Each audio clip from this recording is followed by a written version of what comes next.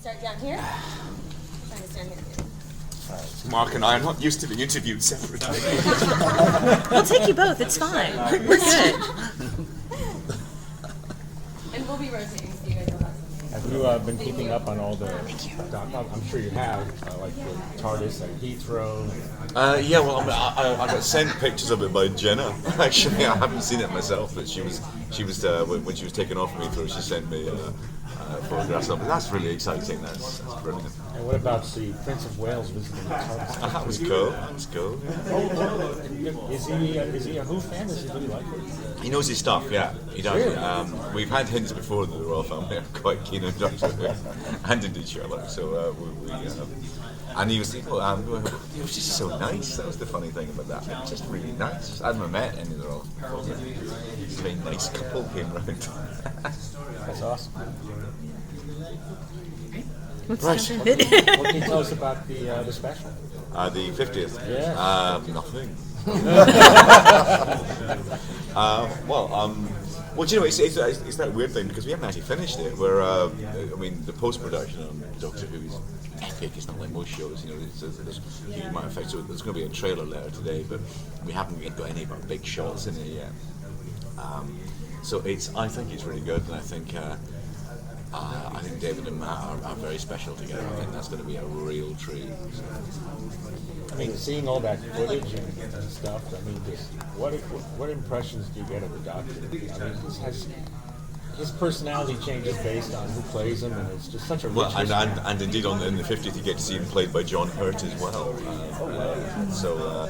Well, yeah, I mean he's always the Doctor, you know, but he just gets a different face now and then, and it's an odd thing, but at script level, the Doctor is very consistent. If you look at the scripts for Chris, for David, and for Matt, you wouldn't notice that much difference. It's the way those three very different men play the part that makes it. But then, you know, if you put on a different body, you put on a different suit, you behave differently. You know, so put on a different body, imagine what that does to you.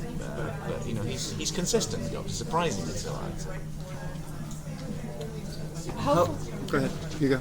How far in advance did you know that you wanted the 50th to include 10 and Rose? Because it seems like there were little hints dropped throughout. Well, you know, we don't really have the option that they had when it was the 10th anniversary, because you know. Three of them are dead, and you know, even if you could magically somehow get them all there, it would be meaningless to have 11 people playing a part. So I knew the story we should do, I think it's the right choice of story, and I knew what I'd need to put in place for that, but you have to wait and see. I can't say much more than that.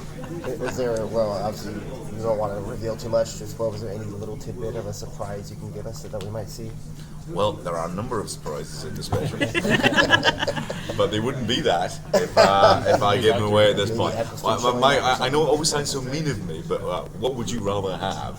All the bangs and the flashes of the real thing, or some middle-aged Scot droning at you? I mean, it's you'd be better off. Wait and see. I mean, to answer your question more fully, I know David socially. And so quite a while back I was saying, I'm also going to be running like this to 50th, so are you going to come back and do it? He said, absolutely. So I knew that he'd want to be there, so.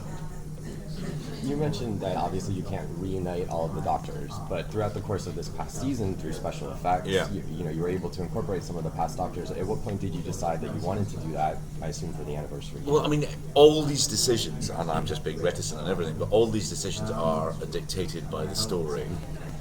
You know, I think we'll have every kind of clip show going that's possible when it comes to the 50th. So the 50th anniversary show itself is not going to be a clip show, you know. So I mean, because you're not going to be short of Doctor Who, an old Doctor Who, a new Doctor Who when it comes to that day. So I don't want to turn the show itself also into a clip show. I know. I mean. I quite liked In the Name of the Doctor. Before you expected us to do it, we did it, you know. So and you saw them all, and you saw Jenna meet the first Doctor and all. There are limits to what we can do. If you're always saying you could recreate them with special effects, have you any idea? and obviously the first priority of business, if that were possible, is to put Sean Connery into On Her Majesty's Secret Service. So I have to wait in line for that. But the other thing is the footage we've got, which was what's killing us slightly in Name of the Doctor, of the old Doctors, isn't good enough. It's hardly any resolution. We're trying to do this in HD. And you've got William Hartnell filmed on something that we would regard as a shoebox camera. I mean, it's just ridiculous. So there's a huge limit on what we can do.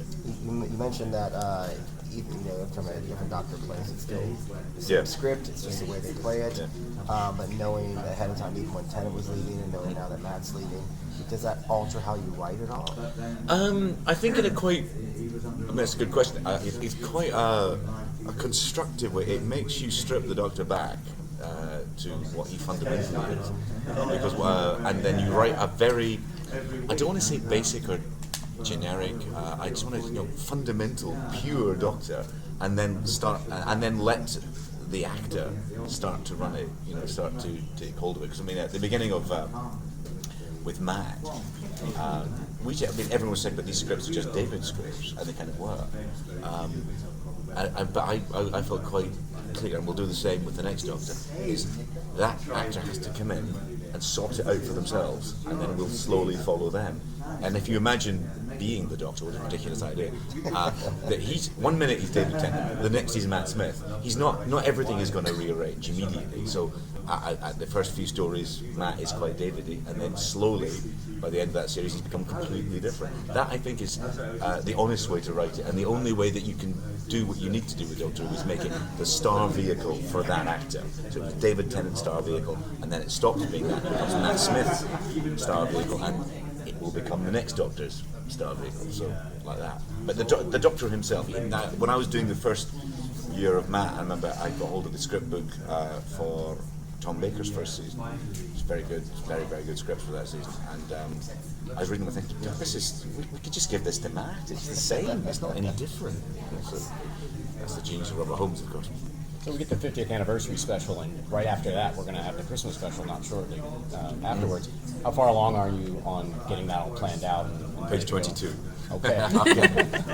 It's specific for you. There you go. Much more specific than I expected. I know, I'm slightly unnerved by the fact it's only page 22. We're filming it in September. Oh, God. You start in September, is that what you said? Yeah, second week, I think. Yeah. And how's the search going for the next guy? It's barely begun. It's we've got a fair amount of time. And it's fairly exhaustive, and it's quite good to let the furore die down a bit before you do all that, so that then we can now operate not in some reasonable degree of privacy. Because for the first 3 weeks, every day in the newspaper will be speculating there's going to be Barack Obama as the Doctor or something. That's what it was. Yeah. Helen Mirren, she's saying it's time a woman played the Doctor. I think it's time a man played the Queen. Some of my favourite queens.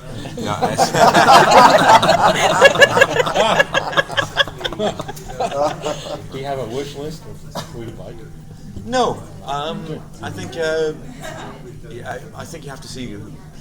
To feel who it is right now. I mean, Matt was as different from what I thought we were going to get as possible. So I now know, having done it once before, not to have any theories about it, just to go in and let somebody blow you away. Casting is easy. It's easy. You're open to gender, race, whatever. Open to anything, yeah.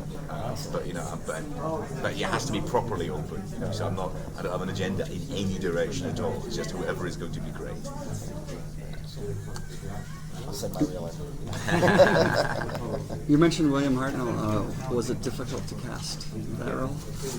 Well, you talked to Mark about that, but you mean for Adventures? Yeah. Well, when Matt first pitched it, when Mark first pitched it, he was talking about David Bradley, and David Bradley is an astonishing lookalike for William Hartnell. He really is. It's quite eerily close.